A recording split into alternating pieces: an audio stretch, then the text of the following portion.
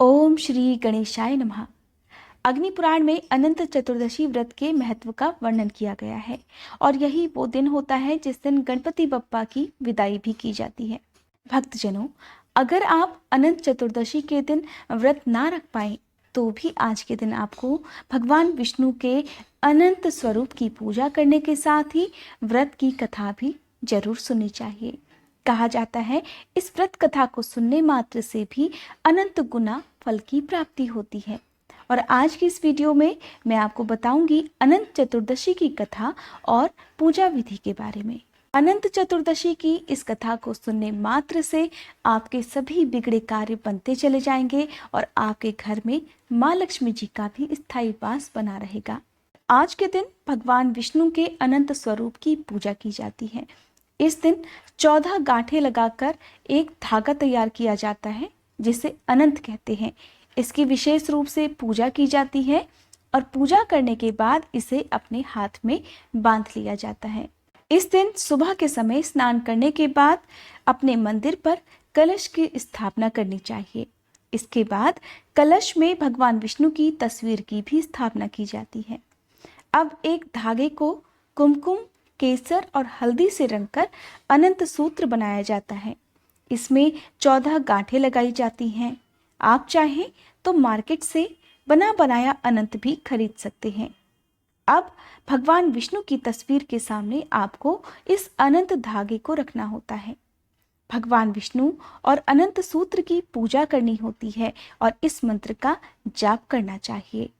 मंत्र है: अनंत संसार महासमुद्रे मग्रम संभ्युत्थर वासुदेव, अनंत रूपे विनियोजस्व ह्यांत सूत्राय नमो नमोस्तुते।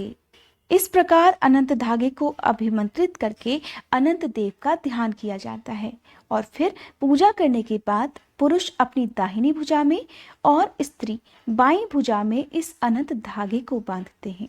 कहा जाता है इस अनंत धागे को बांधने मात्र से हर प्रकार के संकटों से मुक्ति मिलती है।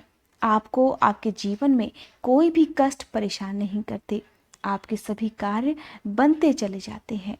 अगर आज के दिन आप इस अनंत धागे को अपनी भुजा में बांधना चाहते हैं तो आज के दिन आपको व्रत रखना चाहिए। इस व्रत में एक समय ही भोजन किया जाता है और भोजन भी बिना नमक का करना चाहिए। अगर आप आज के दिन निराहार और निर्जल रहकर अनंत व्रत करते हैं तो बहुत उत्तम है। सबसे पहले आज के दिन आपको भगवान गणेश जी की पूजा करनी चाहिए और इसके बाद ही अनंत देवता की पूजा करनी चाहिए। माना जाता है कि अनंत चतुर्दशी का व्रत सबसे पहले पांडवों द्वारा रखा गया था, जिसके बारे में एक कथा मिलती है। जब दुर्योधन पांडवों से मिलने गया तब माया महल का दृश्य देखकर वह धोखा खा गया। माया के कारण भूमि मानो जल के समान प्रतीत हो रही थी और जल भूमि के समान। तब दुर्योधन ने भूमि को जल समझकर अपने वस्त्र ऊपर कर लिए, परंतु जल को भूमि समझकर वह तालाब में गिर गया। इस पर द्रौपदी ने उपहास करते हुए कहा, अंधे का पुत्र अंधा। इसी बात का प्रतिशोध लेने के लिए दुर्योधन ने अपने मामा शकुनी के साथ मिलकर एक षड्यंत्र रचा और पांडवों को जुए में पराजित करके भरी सभा में द्रौपदी का अपमान किया था। इस प्रकार पांडवों को 12 वर्ष का वनवास और 1 वर्ष का अज्ञातवास मिला। अपनी प्रतिज्ञा को पूरी करते हुए पांडव अनेक कष्ट सहते हुए वन में रह रहे थे। तब धर्मराज युधिष्ठिर ने भगवान कृष्ण से इस दुख को दूर करने का उपाय पूछा। इस पर कृष्ण भगवान युधिष्ठिर से कहते हैं कि जुआ खेलने के कारण लक्ष्मी तुमसे रुष्ट हो गई हैं। तुम अनंत चतुर्दशी के दिन भगवान विष्णु का व्रत रखो, इससे तुम्हारा राजपाट तुम्हें वापस मिल जाएगा। तब इस व्रत कथा का महात्म्य बताते हुए भगवान कृष्ण ने उन्हें एक कथा सुनाई। इस कथा के अनुसार बहुत समय पहले की बात है, एक बहुत ही तपस्वी ब्राह्मण था जिसका नाम सुमंत और पत्नी का नाम दीक्षा था।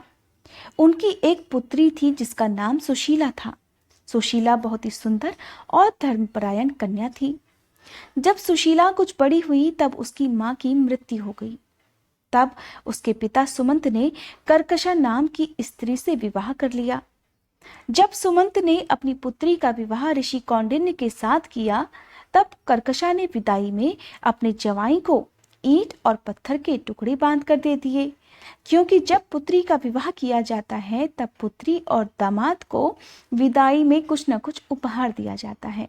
ऋषि कौंडिन्य को ये सब बहुत बुरा लगा, किंतु उन्होंने उपहार समझकर ईंट और पत्थर के टुकड़े अपने साथ रख लिए और इस प्रकार बहुत ही दुखी मन से अपनी पत्नी को विदा कराकर चल दिए। चलते चलते शाम होने को आई। अब वे दोनों एक नदी के किनारे पहुंचे।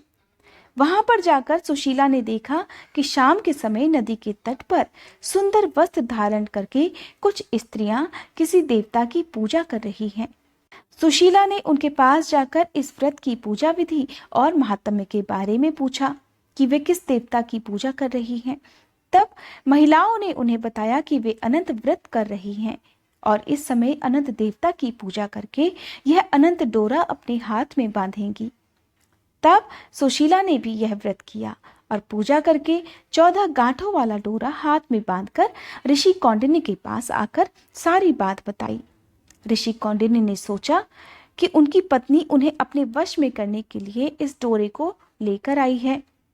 ऋषि कौंडिन्य ने उस धागे को तोड़कर अग्नि में डाल दिया। ऐसा करने से अनंत देवता का अपमान हो गया, जिसके फलस्वरूप अनंत देव क्रोधित हो गए। परिणाम स्वरूप ऋषि कौंडिन्य दुखी रहने लगे। उनकी सारी संपत्ति नष्ट हो गई और वे गरीब हो गए। एक दिन उन्होंने अपनी पत्नी से कारण पूछा। तब उनकी पत्नी ने दुख का कारण बताते हुए कहा कि आपने अनंत भगवान का डोरा जलाया है, जिसके बाद ऋषि कौंडिन्य को अपनी इस गलती का पश्चाताप हुआ और वे अनंत डोरे को प्राप्त करने के लिए वन में चले गए। वन में चलते चलते और भटकने के बाद एक दिन वे भूमि पर गिर पड़े। तब अनंत भगवान ने उन्हें साक्षात दर्शन दिए और कहा कि तुमने मेरा अपमान किया, जिसके कारण तुम्हें इतना कष्ट उठाना पड़ा।